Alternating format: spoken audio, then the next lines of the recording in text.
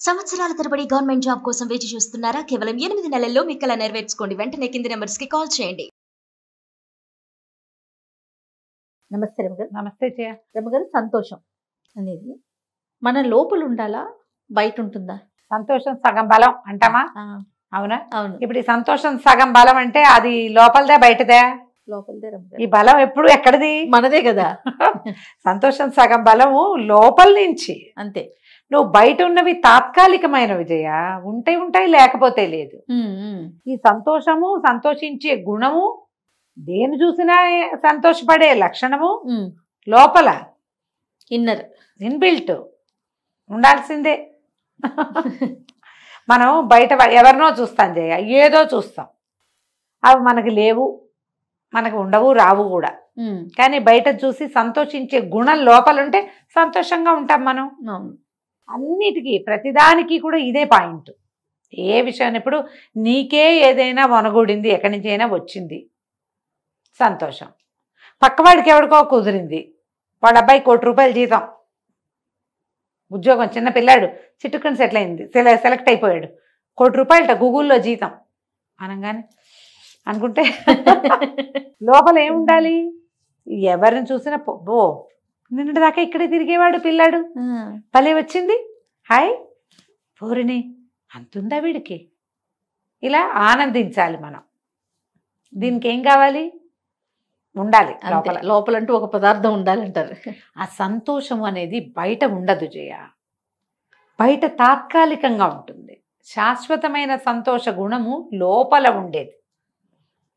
అది ఉంటేనే మనం ప్రశాంతంగా ఉంటాం, మన ఆరోగ్యం బాగుంటుంది, మన జీవితం హాయిగా వెళ్ళిపోతుంది. మనకి ఏమైనా ఉన్నా లేకపోయినాను, ఏమి లేవు మనకి, ఏదో ఉంది కాస్త నలకంతా, అయినా కూడా మనం హ్యాపీగా ఉంటాం. దాంతో మనం హెల్తీగా ఉంటాం, మన చుట్టూ వాతావరణం అంతా హాయిగా ఉంటుంది. ఆ ఒక్క సంతోషం అనే బ్రహ్మ పదార్థం నీ లోపల లేదనుకో, బయటది ఎంతసేపు సంతోష పెడుతుంది నిన్ను? ఇదంతా నాటకం కదా, తాత్కాలికమైంది. రోజు నిన్ను ఆనందింపజేసే విషయాలు ఏం కనపడతాయి? ఆనందం లోపల ఉండాలి కదా, ఆ ఆనందము లోపల ఉండాలి. ఈ లోపల ఉండటం ఏమిటి అది ఎప్పుడు ఇది ఒక ప్రశ్న ఉంటుంది. దేనికైనా సంతోషపడగలగటం చేయాలి. దేనికైనా సాధ్యమా రమగారు? ఎందుకు కాదు? మనుషులకి సాధ్యమా? ఎవరైనా ఈ రోజుకి సాధ్యమా? ఎప్పుడైనా సాధ్యమే. మనుషులు ఇలాంటి వాళ్ళు లేకపోతే ఆకాశానికి పందిళ్ళు చేయవాళ్ళు, అట్లా సంతోషపడే వాళ్ళు లేకపోతే మనం బతకలేము. ఆ సంఖ్య తక్కువ కదా? ఏం కాదమ్మా, ఎప్పుడు ఉంటారు, ఎప్పుడు 50-50 ఉంటుంది. 50-50 ఇస్తారా మీరు? 50-50. ఇప్పుడు దేన్ని చూసినా సంతోషపడకుండా, ఎవరిని చూసినా ఏడ్చి, దేనికి సాటిస్ఫై కాకుండా ఏడుపు గొట్టుగా దౌర్భాగ్యంగా ఏడ్చే 50% మనుషులు ఉన్నప్పటికీ అన్నిటికీ సంతోషపడుతూ, ప్రతిదానికి ఆనందిస్తూ, ప్రతి వాళ్ళ ఘనతని తమ ఘనతగా భావించే వాళ్ళు 50% లేరా? నీకు తారసపడలేదా జయ? అంటే సంతోషించేవారా, తారసపడతారు రమ్మగారు కదా? ప్రతిరోజు చూస్తా ఉంటా నేను. నువ్వేదైనా సాధిస్తే, నీకేదైనా ఒకటి కలిసి వస్తే నీతో పాటు నవ్వేవాళ్ళు ఉన్నారు కదా.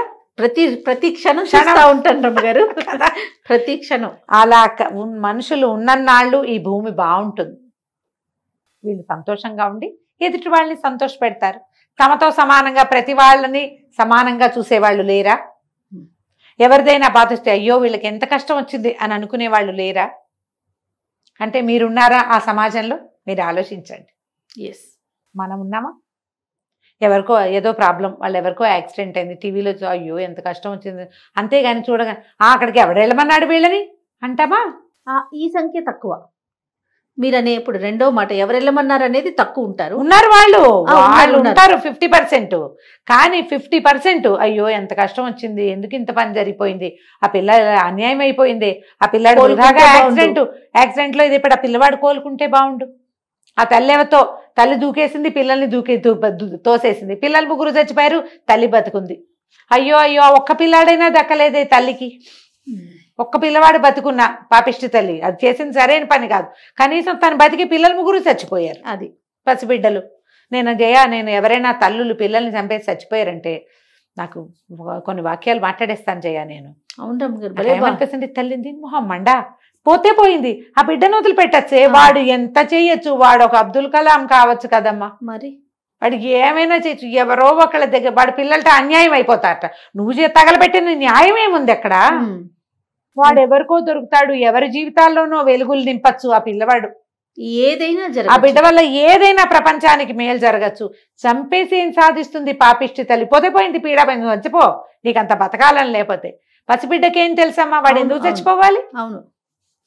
అది చూస్తే ఆ పూటంతా నాకు చాలా కష్టంగా ఉంటుంది జయ. తల్లులు పిల్లల్ని చంపేశారు, తండ్రి పిల్లలు. నువ్వు అక్కర్లేకపోతే ఒక వయసుకు వచ్చావు, అన్ని జీవితంలో కొంత అనుభవించావు. పిల్లాడికి ఏం తెలుసు కష్టము నిష్ఠూరము? ఆ పిల్లలకి ఏం తెలుసు?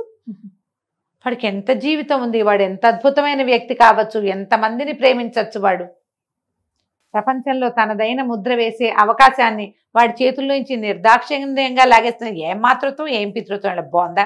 ఇక వాళ్ళని తిట్టుకుని అది కనపడిందంటే ఇక నాకు ఇదిగా ఉంటుంది. ఇప్పుడు మనం ఎవరిదైనా బాధను చూస్తే మనకు బాధ కలగాలి కదా, కలగాలి. అంటే లోపల బాధ ఉన్నట్టు కాదు, స్పందించే మనసు ఉన్నట్టు. ఈ స్పందన సంతోషానికి ఎక్కువ వెచ్చిస్తున్నాం అనుకో, చిన్న చిన్న వాటికి ఒక హాయిగా, అబ్బా ఎంత హాయిగా గాలిస్తుంది, గాలిని ఎంజాయ్ చేస్తాం. ఆకాశం ఎంత చక్కగా ఉంది, ఇవాళ కొన్ని ఎండగాస్తోంది, నిన్న మొన్న చీదరగా ఉంది, పాపం వాళ్ళు ఎవరో బతికిపోతారు. ప్రతి దాంట్లోనూ ఒక పాజిటివ్ పాయింట్ని చూడగలగటం. నెగిటివ్ థింగ్స్ ఉంటాయమ్మా, జీవితం అంతా నెగిటివ్ థింగ్సే. ప్రతి దాంట్లోంచి పాజిటివ్ పాయింట్ని తీసుకోగలగాలి.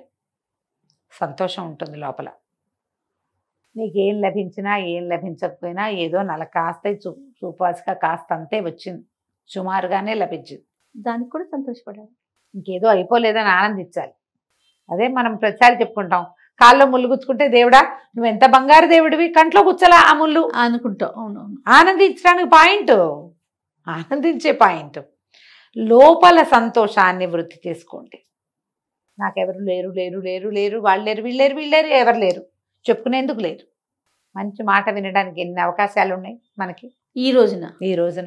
ఓ గుడికి నడిచి వెళ్ళొచ్చు, ఆటో కట్టుకుని వెళ్ళొచ్చు. ఇది వరకు గుళ్ళకి వెళ్ళాలని చచ్చేవాళ్ళం, ఏదైనా ఊరు వెళ్ళాలంటే ఇబ్బంది పడేవాళ్ళం. ఇప్పుడు ఎన్ని అవకాశాలు లభించినాయమ్మా, వాటన్నిటికీ సంతోషపడండి. అమ్మో నాన్నో అందరికీ ఒక అమ్మ ఒక నాన్ననే ఉంటారమ్మా, ఒక్కోళ్ళు అదృష్టవంతులు ఉంటారు, వాళ్ళకి అవకాశం ఉంటుంది. మా అమ్మగారిని తీసుకో, ఆవిడ పోయారు. మా పెద్దకి 65 years వచ్చేదాకా అమ్మ తోడుని అనుభవించింది. నాకు 40 వచ్చేసరికి అమ్మ పోయించేయ. అవును, నా 13వ ఏటే మా నాన్నగారు వెళ్ళిపోయారు. మా పెద్దకే నాకంటే 25 ఏళ్ళు పెద్దది కదా. నాన్న లేని దుఃఖం తనకే ఉంటుంది, నాకు ఉంటుంది. తండ్రి యొక్క సౌఖ్యం, తండ్రి యొక్క రక్షణ వాళ్ళకి ఎక్కువ లభించింది, మనకు తక్కువ లభించింది. మనకి ఇంకొకటి లభిస్తుంది, వాళ్ళ తోడు మనతోటి ఉంది. ఇది ఆలోచించాలి. కళ్ళు లేకపోతే లేరు లేరు పోయారు అనుకోకండి. ఎవరో ఒకళ్ళు దొరుకుతారమ్మా, ఫాదర్ ఫిగర్స్, మదర్ ఫిగర్స్ ప్రపంచం నిండా కనిపిస్తారు. నువ్వు చూడాలంతే, నీకు చూడటం చేత కావాలి. మంచి మాట్లాడుకుంటే ఉంటారు. సిస్టర్ ఫిగర్లు, బ్రదర్ ఫిగర్లు కూడా కనపడతాయి కదా. అవునవును, కనిపిస్తాయే. మరి దాన్ని వెతకండి, ఆ మంచిని చూడండి. Bright side of the life, దాన్ని చూస్తూ ఉండాలి. దానివల్ల సంతోషం ఉంటుంది, దాంతోటే మన జీవితాలు బాగుంటాయి. ఇలాంటి వాళ్ళ వల్ల సమాజం బాగుంటుంది, వాళ్ళ కంపెనీ ఎప్పుడూ హాయిగానే ఉంటుంది. ఏవో చిన్నపన్న మాట తేడాలు వస్తూనే ఉంటాయి. వాళ్ళు మనం ఏదైనా ఒక మంచి మాట అలా కొనుక్కున్నామని చెప్పినా సంతోషించరు కదా జయ. చాలా మంది కొనుక్కుంటే సంతోషించరు, బాగుపడితే సంతోషించరు. కానీ అందులో కూడా మళ్ళీ మనకి సంతోషపడే వాళ్ళు, బాగుందమ్మా బాగుంది చక్కగా ఉంటుంది, వాళ్ళు ఉంటారు. ఆ సమూహం కూడా ఉంటుంది కదా. కాబట్టి దీన్ని పెంచేందుకు ప్రయత్నం చేయండి. ఆ గుంపులో మీరు చేరడానికి ప్రయత్నం చేయండి. బ్రైట్ సైడ్ ఆఫ్ ద సొసైటీలోకి వెళ్ళండి. మీరు వాళ్ళెవరో అలా లేరని అడగద్దు, మీరెవ్వండి. అది మనమైతే ప్రతి వాళ్ళు మనం కూడా సంతోషిద్దాం కదా. మనం ఒక అడుగు ముందుకేస్తే మనలాంటి సమాజం పెరిగిపోతుంది ఆటోమేటిక్గా. నువ్వు చేరి ఆ సమాజాన్ని పెంపొందించు. సూపర్. సంతోషించే సమాజం ఎక్కడుందో చూడండి. తప్పకుండా రమ్య గారు. నమస్తే. నమస్తే.